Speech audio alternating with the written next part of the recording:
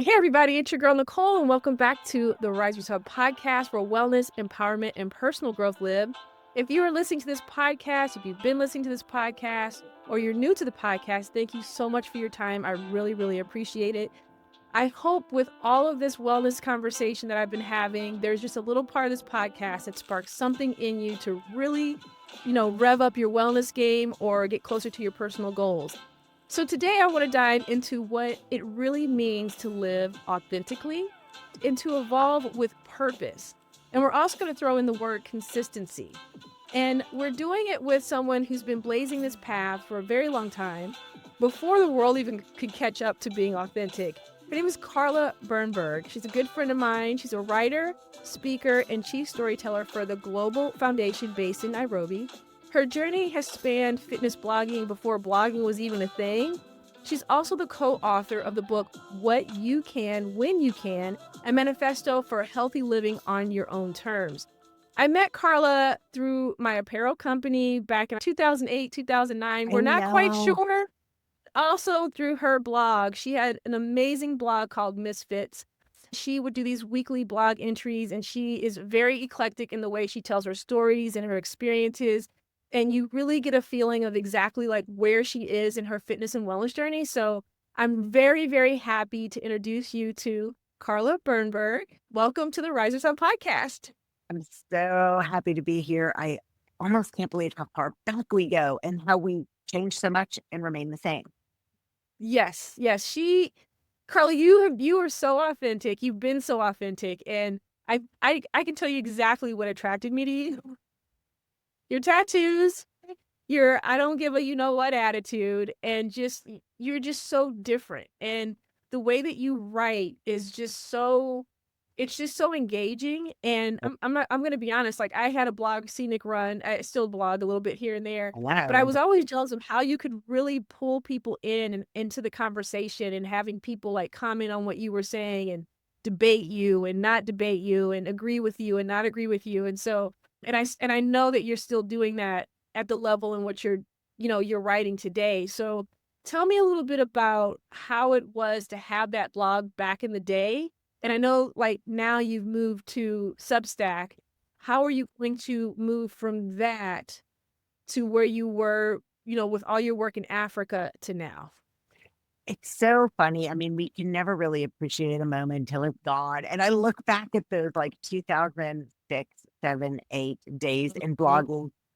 Man, that was fun. I mean, people would reach out and it was just a really big community. I was talking to Brooklyn active mama Nellie today, and she Wow. said, I don't think she's changed her name, but do you remember we did all of this just no brand, no compensation. It was for the connection and the community.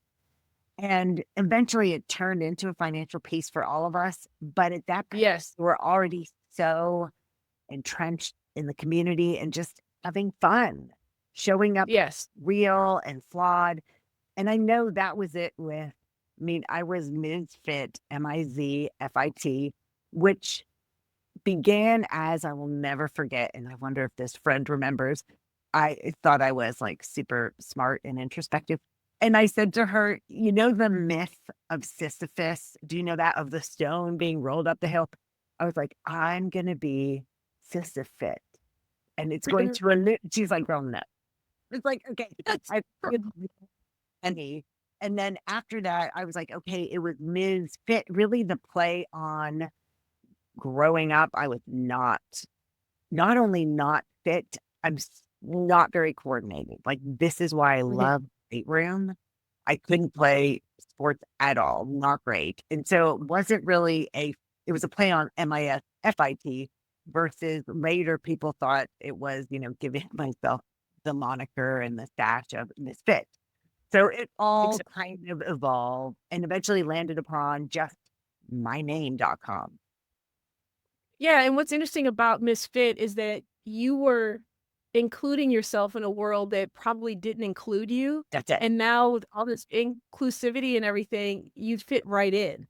And so I think that was just kind of I think and I know that's probably what I was reacting to because I will never forget it. I remember your face being on the blog with your name behind it, and I'm just like, she just like opened the door and ripped down the curtain and decided this is me and take it or leave it. And I really love that about you. And that's what I really want to talk about today is just being authentic and then having some consistency in your life. Yeah. And, just how you're walking and navigating in the world. I think this is really going to help someone out there who might feel stuck. I'm very goal oriented. That's why we have the Risers Hub. But I also want people to really understand who they are when they are creating these goals and they want to try to achieve them. And Yeah. when they're on their wellness journey, like, who am I and how am I going to interpret all this information that's thrown at me daily through social media, through podcasts, Yeah. through all these different trainers? How am I going to learn? How am I going to take all this in and make it specific to me and to my needs? And so I think That, that's why this conversation is very important. So what kept you consistent when the world wasn't watching? Like, what kept you consistent in what you were doing? I think there are so many different things that come into play, but one for me, backdrop, and I do this with my clients, I'll have them take the snippet, I am a person who, and answer that question until they can't come up with any more answers. And sometimes after 3, they'll say they're done. I'm like, and bring me at least 20. And so it really helped me distill, why am I here? What are my Yep. goals? With Ms. Fit, I did start with the backdrop of I had moved from Chapel Hill, North Carolina, which I loved, to Austin, which was new. And when I was in Chapel Hill, I was a trainer. And Mhm. it was very expensive at that point to have personal trainer. It was like 93, cost prohibitive. And so I thought, you know what? I just want to give away all of my knowledge for free. And so that was my Mhm. goal. And that really kept me motivated and showing up and sharing my own awkward journey. Remember somebody said to me once, thinking it was derogatory, you're kind of an awkward gazelle. Everything is very homespun. And I thought, well, that is my perfect brand. We have to show up as real and authentic and flawed and create space for others to, it's not even read it. It's like feel, then it's okay for me to do the same. It's that notion that we see everywhere now that speaking up, showing yourself sparks courage in others and confidence. And when you took down the curtain, that's the phrase I'm Yeah. gonna use. Did you ever feel pressure to present a certain version of yourself? Or when you did that, you're like, this is me fully? Was this is me fully. I mean, from that couch day when I was going to be Sisyphus to becoming Carla Birnberg, I thought, I'm not really fitness. I don't want to tell you, there are people out there who would do it and did it much better than I ever could. I'm a few iterations back. What's your language of encouragement? What's your why? If you had to distill your basic essence and needs, and I love this for myself, to a laundry tag, it had to be that, like directions on how to care for you. What would that look like? What would you put in Mhm. a personal first aid kit? It really had nothing to do with fitness. It was life and personal development. So it felt like stepping into myself and coming home. Yeah. I noticed too, like, if you're a good personal trainer and you really want to know like the full spectrum of a Yeah. person, you learn when you're training people. That's how I started the Risers Hub, because I was a personal trainer back in the Right. day. My girls had encouraged me. And then like you're talking to your client, and when I say a good trainer, you're actually talking to your clients, you're paying attention to what they're doing, you're watching what they're doing, and you're learning about each client. And when you learn about each client, and like especially the ones who get stuck, and what happens is that you give them a plan, and let's just say for the first 2 or 3 weeks, everything works out. Some weight's coming off, the body's getting leaner. They can see a difference, and then they get stuck. And you're like, okay, as a trainer, you're like, what's happening? Yeah. Because I changed this, I altered that, whatever. But when you listen to them talking, and oh, their mom is sick, or their kids are acting crazy, or their boyfriend broke up with them, and then they start falling back into these old habits that they have. They're working out with you, but everything else is like a mess. That's when I realized it's a whole body that you have to work with. And so I Yes. think that as I think that's what I'm hearing from you. Yeah. And even when I'm, like with scenic run, I know for a fact I hide behind that because I love running. Everyone who knows me as a runner, but don't let me throw some art in there. Don't let me throw some wellness in there. And then there's like, whoa, what is she doing? Like this is too Are much. Like they, we're or do you think they are? Do they say that to you? I can tell by the way they engage in the posts Right. and then how they react and then like with the wellness, like it's different from I want to learn about running and fitness as opposed to like the whole body of it. And I don't know if it's because there's aspects of their life they don't want to tap into. That's what I'm guessing. I think about it as a person myself. Like there's scenic run, there's the Risers Hub, and if you put those together, for me, it makes total sense because that's me as a whole person. It's me as Nicol Hodges. But when you're splitting them in half and you kind of see the engagement on each side, it's very interesting to see what they engage in and what they don't engage in. So there's something, even when we're giving ourselves fully, there's things that people are not giving back to us fully. And I find that very, very interesting. So that kind of is a good segue into what I'm about to ask you now. Because when you decide to become unapologetically yourself, what did that look like to you before you did it? And then how did it feel after you did it? It felt, and I notice that I use that language all the time, especially at work. I will say, I feel, and then I'm like, I think, I know, but it was a feeling, and I can feel it as I'm speaking this. It's growth. I felt like I was kind of pigeonholed into just fitness. And then when I would talk about anything else, I hear you on the engagement. And I thought it's time to expand. Change is difficult for those of us going through it and for other people around us. But when we know, and we know, I mean, I'm a big meditator, even though I do currently have a big monkey mind. I do. Like when I work with clients, they imagine when they're meditating, it's going to be 20 minutes. I don't think I've ever increased from 5 minutes in the morning, but it's stillness. And when we're still, we know. And I just knew it was time to expand. I like that. So when you got to the point where you dropped Misfits and then you're just Carla B, when did you feel like you really sat in it and you were comfortable and you just started moving forward? How long did it take you to do that? Was it immediate? Did it take some time? It was immediate, but only because I thought about it for so long. Gotcha. Should I? What's a good transition point? And I was cognizant of the fact I was working with brands. I was doing something with, I think, Birkenstock back then. And I knew if I did it before that print advertorial came out, but I thought about it for so long that by the time I launched it, and I still remember, I was only excited. I was ready to shed that skin and keep moving forward. When you went from sharing workouts online to becoming a chief storyteller for a foundation in Africa, that's a huge leap. So can you walk us through how that shift happened and what inspired you to move? I mean, I am so grateful for my life. It does not look like I thought it would right now at all. Although, I mean, I separated when I was 48, which now feels very young. And I hadn't really thought about what I thought my life would look like, but it wasn't this. And yet I'm so grateful. When I separated was right around that period where everyone was an influencer.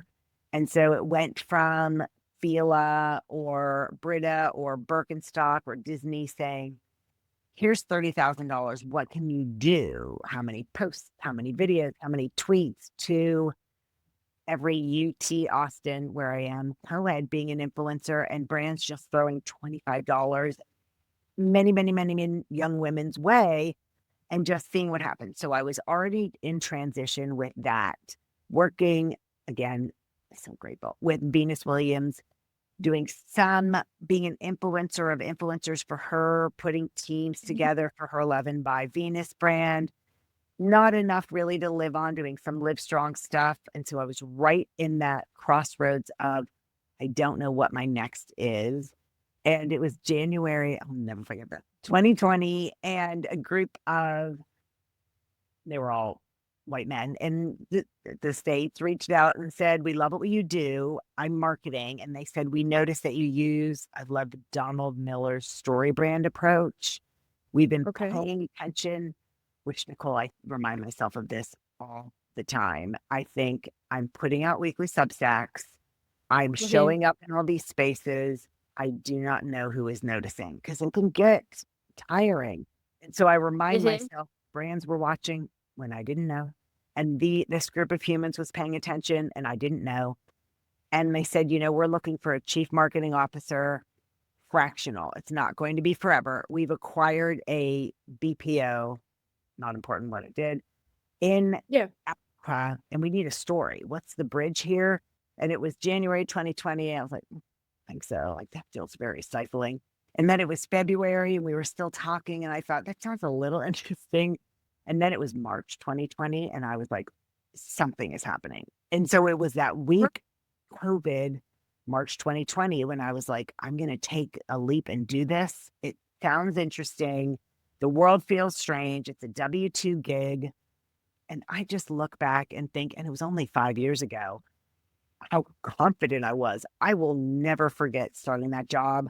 I had no idea what I was doing. I made every mistake. And I said, I cringe looking back. I was on my first C-suite executive call and I said, okay, so in the third world, and you could have heard a pin drop because you don't say third world, it's developing world. Like I made all of the mistakes. Mhm. It has been 5 years of learning, 5 years of know better, do better, 5 years of being open to grow. I made a little mistake the other day on LinkedIn and used the fancy fonts. Have you seen those? A little bit, yeah. Mhm. No, I didn't know. So I was like, I love this as a marketer. It is making my posts look amazing and people are going to notice me. And not many people are using these. I don't know why. And somebody messaged me privately and said, interesting post. Also, did you know screen readers can't read anything in the fancy font? So you're knocking out accessibility.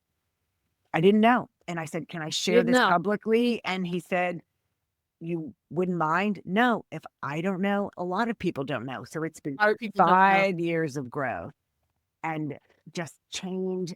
I love it. It's not my last and final, but I love the work. I love the impact. I love my team.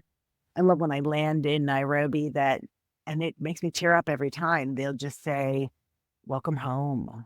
It does make me feel like I could cry. I loved the work. Never thought I'd do it. And it's a privilege too to be able to be there for 5 years, make those mistakes, and Yeah. continue to grow. I mean, that's a clear sign of why you love your team because they're allowing you to be your authentic self and make these mistakes and keep pushing forward. So I really really do love what you shared. So And let's fitness go has back. been that connector, which is fascinating, Yes, especially with yeah, the young, to me, like 22, 23, 24 that's Kenyan men. I know, like speaking that international language of weights. It has been the bridge initially when I came on, and the life expectancy there is shorter. So I'm elderly to them. And it, like, okay, but I it's don't even know how I did it. connector. And so I've always gone back to fitness as that bridge, the foundation of relationships, even in some place that has nothing to do with fitness. That's awesome. So talk a little bit about the bridge of the fitness. Like, what did you bring to them, or what did they bring to you when you started traveling back and forth when it came to fitness? It's everything. For me, when now my team knows me so well after the years and they're used to, they'll do something, they're young, hasty, and want to move on to the next. And I'm like, you guys, it's like a muscle. We need to keep doing it. And Yes. they laugh when I come. I will travel with, if I'm there for months, my bags of flaxseed and I'm always bringing pistachio. They laugh at the Yeah. healthy Yeah. wanting to stay. We have an apartment and our executive director, it is not her thing at all, but she sees me and the apartment has a gym in the building. And we went to, and this has been one of the best parts of my job. We went to a place called Kibera. It's the largest urban slum, I think, in all of Africa. I don't think it's East Yeah. Africa. And we were looking at some entrepreneurial ventures, and I met this guy named Steven, and he has a gym called Goblin Gym. It's on Instagram. And when we got home, I messaged him and said, I really want to volunteer with you. Marketing, Mm. branding for Goblin Gym. And I know at first he was like, okay, with the person. And we've been Zooming once a month since. Like, that is my passion, both the marketing and the branding and the gym. And so I Mhm. made it's my connection. It's my connection. And so it always for me goes back to it is healthy living, it is fitness, but wait, it changed my life. It did change your life. Tell Yeah. us a little bit about that story. Tell us a little bit about that. Yes. I mean, I'm so uncoordinated. It is so bad. I mean, terribly uncoordinated. So I had no interest in fitness at all. Small private liberal arts school, realized senior year I needed a gym class. So I took weight training. And it was Mhm. like, this might have been 91. And I think, do you remember Terminator 2, Arnold Yes. Schwarzenegger? I remember going to the movies like that summer, seeing Linda Hamilton in that Yes. white tank top. And I was like, that is, Ripped. I want to be that. And just, I found my voice in the weight room. I walked differently. I mean, people say to me all the time, beginning then and up until like now, the way you carry yourself when you walk, I mean, they're not saying, nice ass. They're like, just the way you hold yourself. And it's all from the weight room. And now when I go to the gym and I have to wait for machines or the squat rack because there are high school young women in there, I love it. When I started, there weren't that many. Mhm. If you're listening to this podcast and you're really paying attention to things that she's saying, we're talking about the authenticity and we're talking about really being yourself. And I feel like the more Carla shares with us, the more she's unfolding how she's really become who she is and where she wants to be and how her life just unfolded in ways that she didn't expect because she was open to That's change and it. she was That's it. open to, really showing every aspect of herself. So if you're stuck with something or you're hiding behind something or a name or heck, the way that you dress or, your job, Yeah. and you're trying to Yeah. figure out like, oh, am I going to get to the next level or open up a world for me? It's really about truly being yourself and not being afraid to take the steps to become who you really truly should be. And So I what's the really want you to take smallest step I can take? Because it's exactly just to what's the start. tiny it is what we were talking about and what we've talked about, the consistency, just baby step. I remember training personal training clients and they would call and say, I'm not sore. What do you mean? Like, I thought I wouldn't be able to go up the steps. And I'm like, I'm the wrong trainer for you. It's just we're inching our Mhm. way there. And so it's what's the next tiny thing I can do to get to this life I want. I have a book I've written and it's being copy edited, but all about that notion of future self, because Yes. I struggle with that, bridging that empathy gap between 2025 Carla and I'm 55 and where I want to get to be in that cavern. What's the small step I can take every day to get to 85-year-old Carla? Exactly. And for me, before this podcast, I was sharing a little bit of my life with Carla because we had to catch up.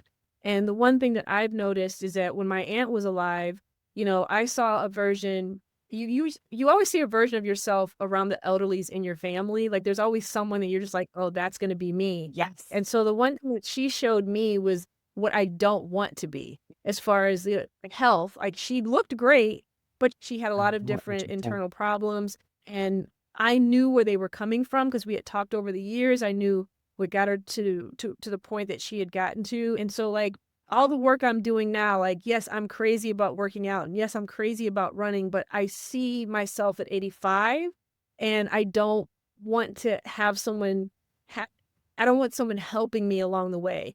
My mom, who's always taken care of herself, she's always been active, she's always moving around. She just turned 80, and if you met her, you'd be like, she's 80? Like, really? Because she's moving Wow. around. She's taking care of herself. She's very much how she was when she was 50 or 60 years old. Now, granted, she's a little slower and there's little things that she does a little bit differently, but I'd rather be that version than to be a version that I can't get around and have to depend on people. So, you have to really think, like you said, they're very small steps. If it's getting rid of the chips and eating an apple a day, that's Yep. one small step. If it's, okay, well, I don't want to really go to the weight room. That's not my thing. Okay, but I can take a walk, That's it. maybe Because get the on the, weight room might and not be your thing. yeah, and just start somewhere to get you moving and get you thinking about what's the next step. What's the next step? I have that book, Time to Rise, Get Fit, and Stay There. It's a 4-week Yeah. plan, and I'm actually writing it to make it an 8-week plan because what I've learned since January 1st, 2025, is that if you do things consistently Yes. and you stay on track with the things, and every day you take away a little bit of something or you add a little bit of That's it. something, and it's making a difference in my life. And so if I can share that with other people, like you're sharing with other people, I think that getting to who you want to be and how you want your future to look is very, very obtainable. Yes. And listening to you talk made me think two things. First of all, if you're listening and you are like, I am, I don't know about you, but I needed to do one of those free aging apps to really start to Mhm. bridge that gap in my mind. So I did a picture of myself and then did the app. And I think it was 80 is what it projected me up to. And really looking at that picture and thinking, who is this person? And then doing the letter from her to me.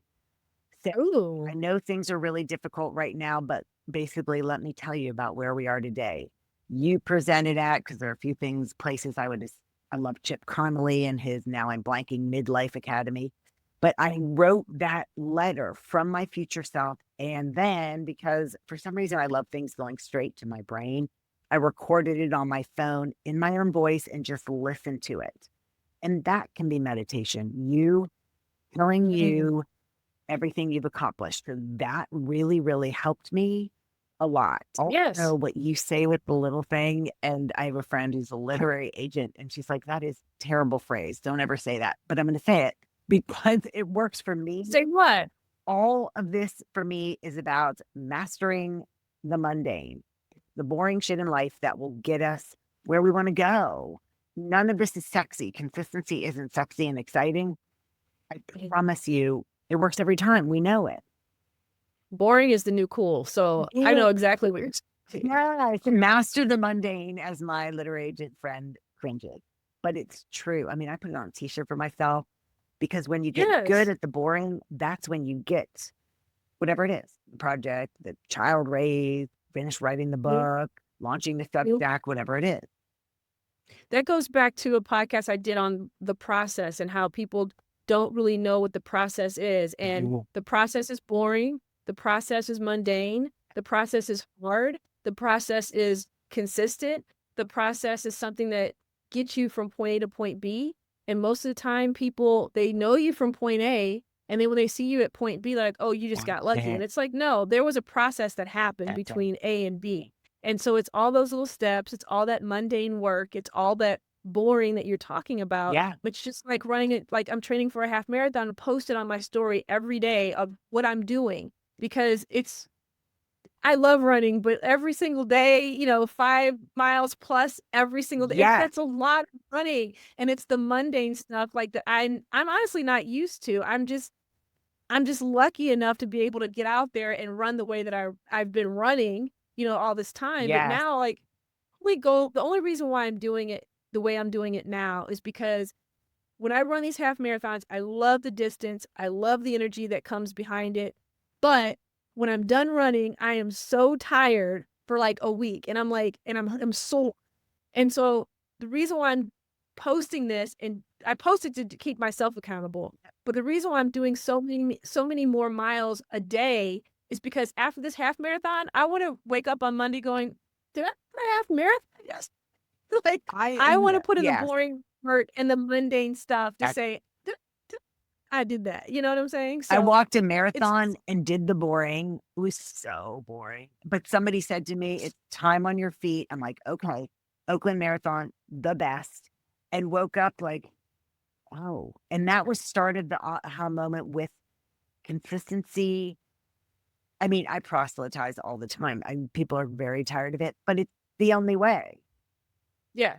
It's the only way. It is. So let's talk about consistency, because I think your next book is on consistency. Talk about that. What sparked the idea of talking about consistency, and why is it important to you? It's funny, talking to you about what you can, when you can, made me see and we're about to re-release it 10 years later with the new forward. I cannot believe it was 10 years It's ago. awesome. But it's that maturation, the what you can, when you can. I barely, speaking of future Carla, I don't even know 45-year-old Carla was anymore, but it was the park far away, take the stairs, don't use the bathroom if you're living in a large home on the first floor, walk up to the fifth floor, or be working in an office building. Groundbreaking for the time. At 45, that was really what I needed.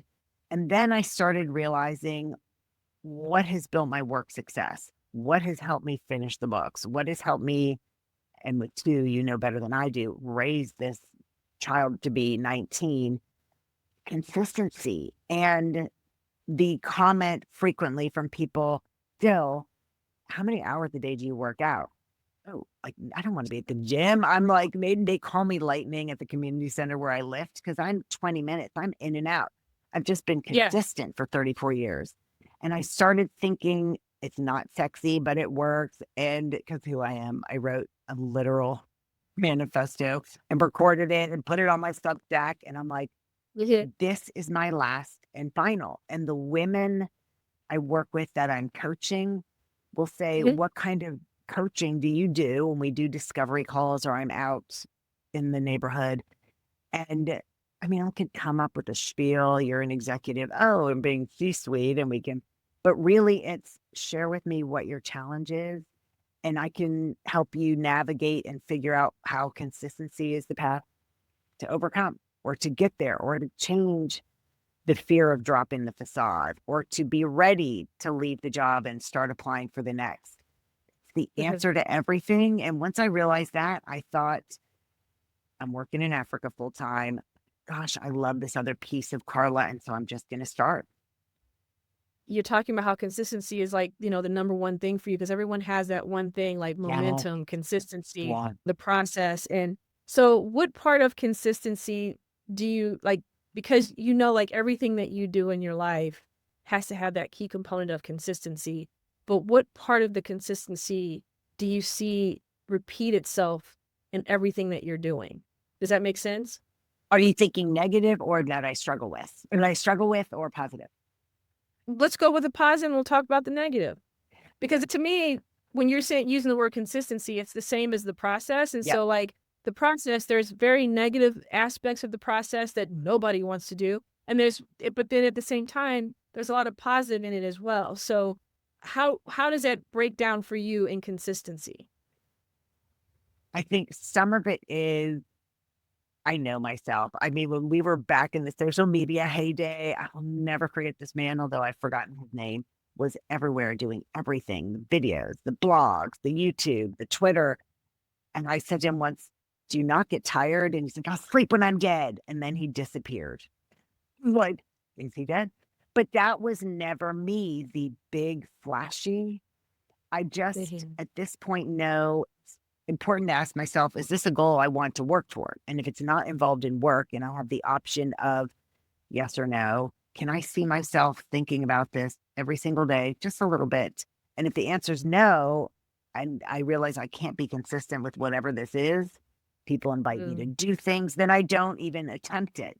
But I don't know. It's just the realization of a little bit every day I can do anything. And that's very soothing to me because it's empowering. And when I work with clients or work with my team, it's that reminder that structure is freedom, that there's no throttling yourself with consistency. The routine doesn't have to look the same every day. But when you build in a little structure, you can go crazy within there, but you have a framework. So it sounds to me, whatever the task is, if it doesn't fit into your program to get to where you need to be, then you're like, no, I'm going to do what's going to drive me forward and keep me consistent.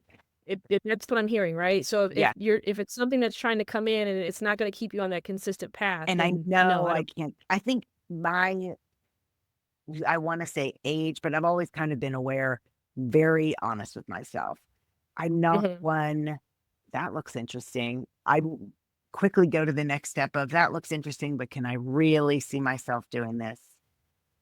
Being honest with yourself, but also a lot of us have things thrust upon us, especially at work, and Mhm. breaking it down, it taking a little bit every day. It's the joke that I finally started making with my Africa team, or not really the joke, it's the American reference. How do you eat an elephant? Have you heard that?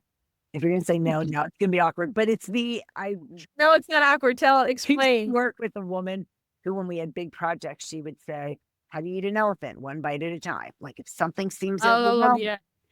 And so I laughed. Finally, I started saying that to Africa. They're like, "You Americans, that's not really a good phrase."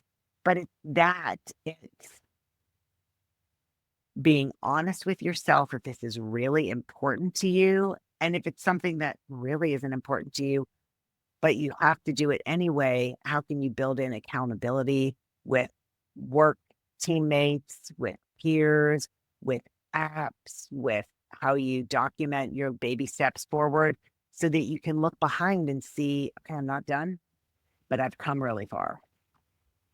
I love that. I'm just so excited that I was able to talk to you, learn more I love what about you're your doing. idea of consistency, and tell us a little bit about the book that's going to be republished. Tell us about the book that is going to be published, and then where can we find you on Substack?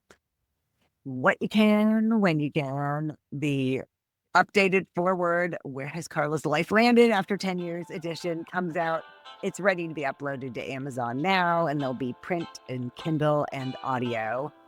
The Consistency Advantage. I wanted to go with a boring title because I thought the tattoos, everything else can be kind of charismatic. So it's just called The Yes. Consistency Advantage. That's the book in the fall. And that's the Substack. It's carlabirnberg.substack.com, and it's called The Consistency Advantage. It's all you need to really get wherever it is you want to go. And clearly, I can't stop proselytizing, but I really, really believe it. I know it to be true. I love it. We are going to tell you right now, in order for you to get to your goals, in order for you to Yeah. be successful in your wellness journey, you need to be consistent and you need to get through that process. Yeah. And until next time, please keep rising. That's fantastic. I love it. You are so good. Hey, it's your girl Nicole from the Risers Hub and therisershub.com. Are you ready to rise and succeed?